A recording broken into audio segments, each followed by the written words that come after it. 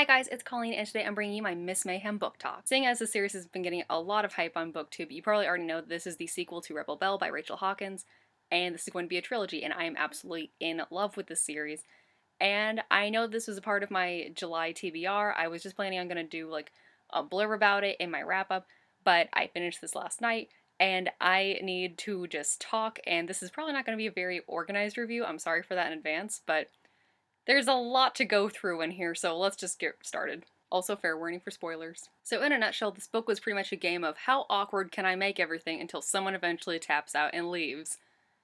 And someone left. And I think the best and worst parts of this book were the angst for me, because while some of it made sense and added some really interesting character development, a lot of it just felt like that very typical, embarrassing teenage angst that feels like it's only added in here for a drama's sake. And so this book wasn't as funny as the first one, and that was a little disappointing, but at the end of the day, I still really enjoyed myself with this book. I still laughed a lot. Seeing Harper and David in their relationship was so cute. I love that it opened up with them at that party, and she's inside trying to like take care of business and her friends, and he's waiting out in the car, and he's sending her funny Snapchats, and like it's really cute. It's cute to see their dynamic. Like he's totally okay with her like wearing the pants in the relationship, at least in this regard, and their dynamic works. But what I absolutely hated were like all the weird little arguments that Harper and David would get into. Like, how did she not think that lying to him and suppressing his powers behind his back would not come back to bite her? Like, that's a trope. That is a freaking trope at this point in fiction, not even YA, just in fiction. If you lie in a big way to your partner, you're probably going to get that thrown back in your face. It's not going to be a good thing to happen to you. And yeah, it's pretty bad because he says, I want to take a break. And it's like, no, I totally get that. You know, I might have actually broken up with a person if I found out they've been lying to me for 4 months and impairing me in some way like that. Good intentions or not, that wasn't cool, Harper. But what irked me the most about that, though, is that he says to Harper, when they're leaving Alexander's, that I want to take a break. And she's like, okay, well, I guess we're just not dating anymore. And he's like, no, I don't want to break. He says word for word, I don't want to break up. I just want to wait until the parasmos are over. But no, she's really emotional and she's very hurt, like understandably hurt that she has been working super hard to keep him safe for months now. She's given up so much and he's kind of abandoning her in the middle of the trials. But you kind of see his side too. Like, I don't think I could trust her and I would need some space after that. And then later on, he's just, like, when they get back together briefly, he's like, I'm sorry I asked for a break. And she's like, it's okay. And then they're still kind of broken up, even though they kind of have, like, a late night makeout session. And I know in YA they're really careful about saying whether or not, like, did the characters have sex or not. They just say, and they did ... other things, or, and we didn't do much talking after that. I don't think they had sex that night. A lot of people seem to think that they do, but I think they just like had a really heavy and emotional makeout session because I don't think that Harper would ever go that far. She seems a little too proper for that. Now, on the other side of that coin, I really liked Ryan for the first half of this book. They both tried so hard for so long to stay together, and now they were trying to be friends, and I like that somebody finally said to Harper, you are such a good friend, because she works her butt off for people. And it comes off as a little overbearing and controlling sometimes, but she doesn't get enough thank yous, I think.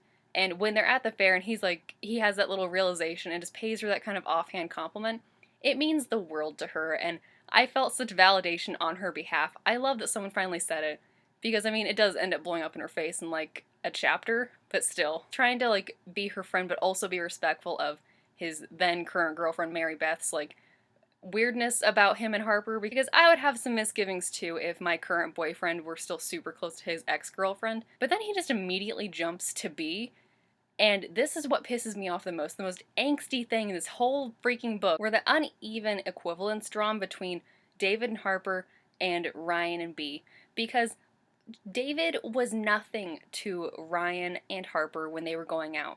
So when Ryan and Harper broke up, they were broken up before she and David did anything. They came close a couple times, but they still waited like 5 minutes. But now Ryan, on the other hand, he did end up dating other people, and he admits that he actually cheated on Harper with Mary Beth.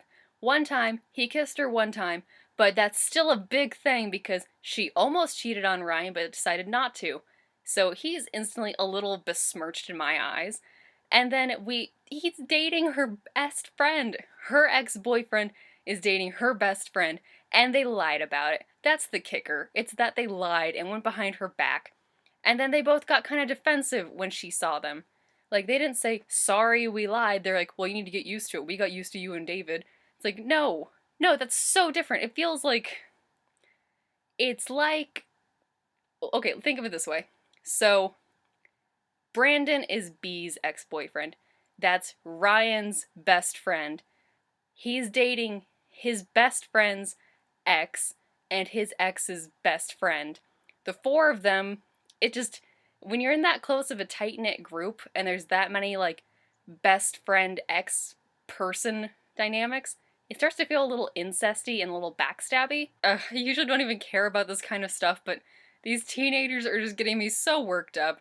I just can't stand lying. I can't. And going behind people's backs.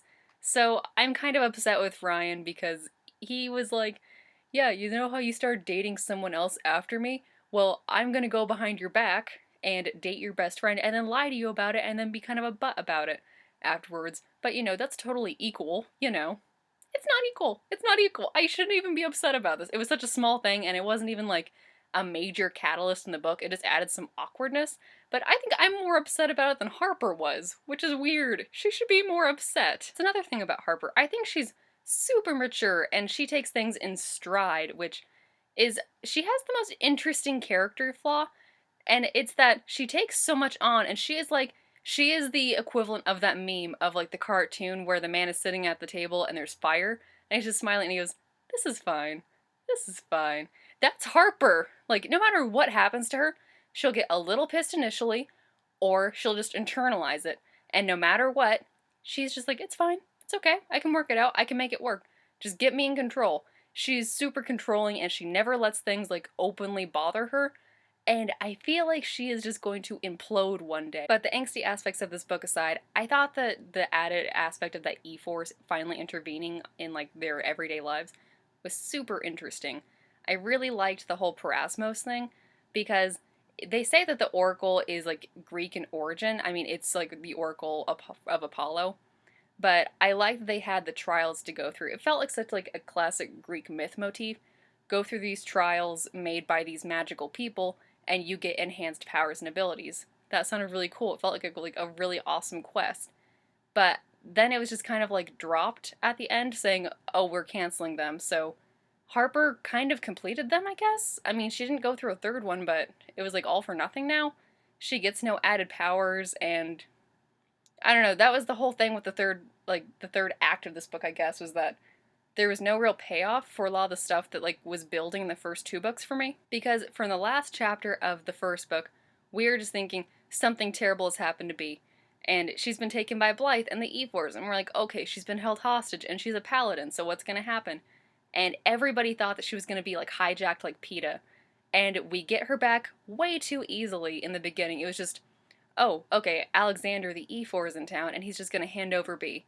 I seriously thought one of two things were going to happen. Either it was going to be Blythe in disguise as Bee, and she was just going to strike at the last minute, and that's why she was acting so weird and standoffish with Harper and everybody at first, and that's why they didn't remember her. Because what if it was just like only David and Ryan and Harper saw her looking like Bee, but everyone else is like, who's this new little like brunette chick? This isn't Bee. Like, why are you calling her Bee? And the other working theory was just what I said before, that she'd been hijacked, that she'd been brainwashed, and that she was going to be kind of like a sleeper agent for them, that like we saw her acting really weirdly throughout the whole book. Like, she was wearing the sunglasses and acting like way too chipper when she was going back to school for the first day. And then the whole like tackling Harper and doing like the play fighting, and then when they are actually like fighting each other on stage at the end at the pageant, I kept thinking, oh god, she's finally attacking Harper. She's dropped her cover. She's just like going for it now. But it was just like, there was nothing wrong with her. From a storytelling standpoint, Bee was kind of useless, except for that one purpose that she served. Well, two, I guess. She got her paladin powers and was brought back and was like isolated from everybody, so both she and Ryan were emotionally damaged, I guess. Like, vulnerable, I guess is the best word. So them getting together was like, that was the perfect storm for them to get together, and it just added the, I guess what Rachel Hawkins thought was like necessary angst. And then secondly, like the only reason she was made to be a paladin in the first book was so that at the end of the second book, someone was powerful enough to stand up to Harper in like a non-threatening way so that David could escape. Other than that, she didn't really serve any kind of a purpose, and that kind of pissed me off. I kind of wish that we'd gotten a Dark Bee, because that just would have been more interesting. I wanted some more conflict, because, like, a common complaint I'm seeing with this series is that we haven't actually seen a big bad. Like, there's no real villain. We had the E4s, kind of. They were just pulling the strings behind the scenes, but we didn't get to meet them in the first book, so we just had Blythe. And then in the second book, it was just Alexander, but he's supposedly the last E4, and both he and Blythe are dead. So now it's like, is David gonna be the villain in his own book? I'd be interested in reading that, where like Harper has to kill him or something, but like because he becomes evil and all powerful, like the first male Oracle. What, I'm blanking on his name, but I don't know. That feels like really inconsistent, like between the three books, like having no real main villain. I didn't understand the magic system in this book whatsoever. So we have an Oracle. It's reborn. There's a cycle. They give prophecies that help people, and they give a prophecy about who the next Oracle is going to be, and then that Oracle is trained, and then it starts over. They can create and take away the powers of paladins and mages at will when they're powerful. And other than that, paladins and mages, when they are dying, they can pass on their powers. That's the only way. That makes sense. I like that. It's very cut and dry, straightforward. I like it. This book, however, really confused me, because we find out that if you are like not in proximity with the Oracle for long enough, you start to lose your powers. And for some reason, we have a very, like, I don't understand how it happens. So the E4s were away from David for 17 years. They didn't have an Oracle to siphon energy off of. And they'd just been slowly dying off until there was just Alexander. And like, so it takes an E4, give or take 17 years. But then you have the Paladin and the Mage, Ryan and Harper, about, like, I think they said 2 weeks David was gone and they totally lost their powers. Now that doesn't quite make sense to me. Like, why does it take the E4s longer? And for that matter, why was B able to be away for 4 months and come back and, like, had not lost any power that we know of?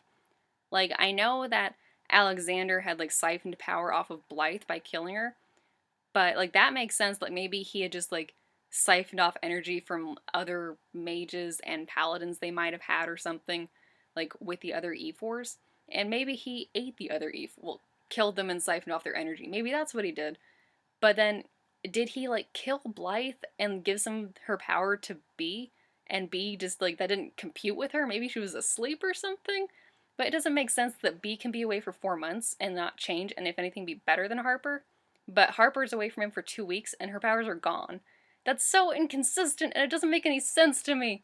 And if someone can please explain this, please leave a comment or something, because I'm dying. And also, so now what? Like, if they were to, well, when they eventually do, because they have to, when they eventually find David again, are they, like, going to have their powers come back to them? Or would he have to, like, forcibly, like, put powers on them like he did at Cotillion in the first book? Like, would he have to grant Harper her paladin powers again? Or would they just, like, come back to her or something? This isn't explained. I loved seeing David's low point where he's, like, just self-blaming and he's cutting himself off from society and he's, like, I felt so bad for him, and I felt really bad for Harper. In the third book, can we please just get less angst and, like, some more thought put into the plot here? Because it just felt like the Parasmos were, like, there was no payoff with that. The pageant just felt really unnecessary because it's a very reasonable assumption that the final trial was going to happen there. So why be a part of it? Why not just be in the audience so you can, like, quietly take care of, like, whatever, like, monster or something was gonna happen?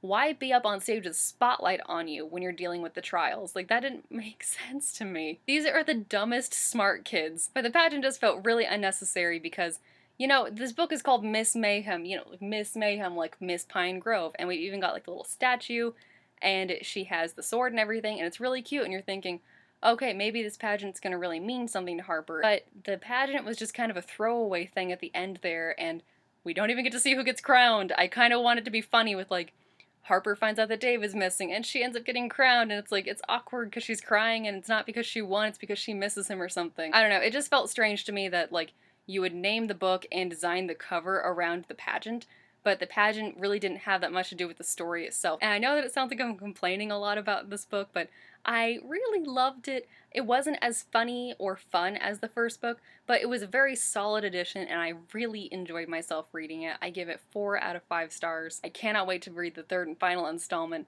and I'll see you guys next time. Bye!